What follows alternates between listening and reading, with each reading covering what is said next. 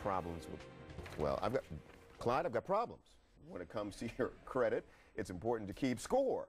Your credit rating can affect everything from the interest rate on your mortgage to whether you get hired for a job. Is that true? That's true. Now the three major credit bureaus have teamed up to develop a new credit rating system. Equifax, Experian, and TransUnion have developed Vantage Score. Clyde Anderson is a credit consultant and author of What Had Happened Was. He joins us to talk about the new scoring system. Clyde, I'm torqued off, and I'm not sure I should be. When does this new system take effect? Well, they're saying it's starting to implement now. Within the next 6 to 12 months, it should be kind of trickled down to the consumer. And when you say it takes effect now, isn't the system being looked over by the banking industry? Exactly. It has to be adapted by different companies, and the banking system is one that has to see how it's going to fit into their model. And let me understand this here. These credit agencies, are they all powerful, all knowing? I mean, does the banking agency have to sign off on this? Well, a lot of times the credit agencies listen because this is supposed to be a better prediction. They want to know who's going to pay back the money that they're borrowing. Okay, what's going on here? Why now? Why is this? I'm a little suspicious of this. Why is this happening now? I think it's a coincidence as far as what's going on and everything. I don't believe in coincidences, Clyde. Okay, why is it happening? I think it's been planned. I mean, this is something that has been planned, and now it's the time to kind of roll it out to the consumers. All right. And everybody wants a better system as far as businesses to know who's a good credit risk. Take a look at this. Take a look at this. There's the full screen, okay? Under the present system. Exactly. 680 is a good score, right? Exactly. The national average is actually 678. Is 678. So what happens under the new system? Is that still a good score? Not necessarily a good score with the new system. The new system is changing. The scores are going to range from 501 to 990. So now that 680 is probably the equivalent of somewhere in the high 700 area. But it's really going to depend. It's more of a grading system now. You got A, B, C, D, E, and F to determine what the scores are associated with those numbers. So the three agencies are working together now. Exactly. Well, so why do I need two? They're still independent companies, but you're all still going to have three different credit scores from each one of the credit repositories. No, hang on a second. Hang on a second. This is supposed to simplify the system, right? So you're telling me I'm still going to end up with three scores, and they could be different. They could be different. This is supposed to be a better indicator or a better predictor. In the past, your Equifax and your Experian score could have been a 100-point difference. This new scoring system is supposed to decrease that. Are they all using the same information? Now they're using the same credit score, but you have to think about it.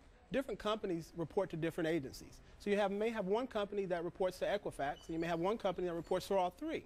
So they're going to have different information that's compiled in their system to determine what your credit score is. So I will get a letter grade. Yeah. And then I'll get a score attached to the letter grade? Exactly.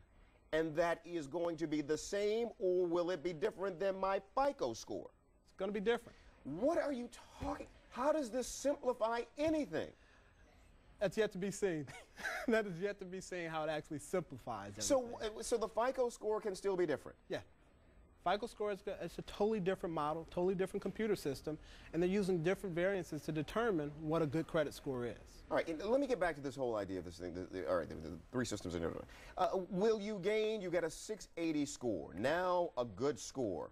Will you gain or lose points in the conversion to this new system? Well, I think it should be somewhat similar. And the way I've talked to different people and looked at it, if I was an honor student here, I expect to be an honor student there. There you go, Clyde. And so I think that's the whole thing behind it. You want to make sure of that.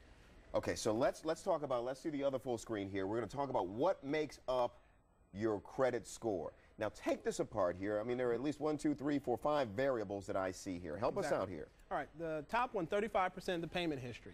That's just, do you pay your bills on time? Yes. Do you have frequent delinquencies? Is that a day or so late or 30 days That's late? Usually What's on time? 30 days late.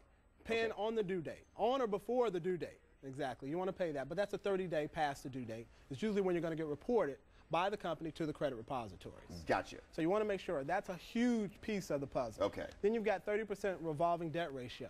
Again, that's that piece that says you want to keep your balances below or at 33% of the limit. You don't want to max out those cards. You don't want to charge it up to the limit. Yes. That's another huge piece of it. Then you come down to the 15%, which is your credit history. Yes. You know, how long have you had credit? How long have you been in the system? Do you have time? Usually people with longer histories of credit have better credit scores. 10% is inquiries. Usually in a 12-month period, they'll allow you 7 to 10. pulls. Right. And also a good thing to remember is that usually with a mortgage loan or a car loan, in a 3-week period, it's considered one pull. Right. 10% is the type of credit and the use. You want to have a good mix of credit. You want to have some revolving, you want to have some installment loans. You also want to have a mortgage on there to give you a good mix. And finally, as we look forward to the day that this system becomes the law. Exactly. Do we need to do anything now to prepare for that, given that that's the pie and those are the areas of concern for all of us? Do we need to do anything in those areas to get ready for the new system? I would say focus on understanding it. Yes. You know, we still have some people confused on the old system. Yeah. So we want to make sure you understand this new system.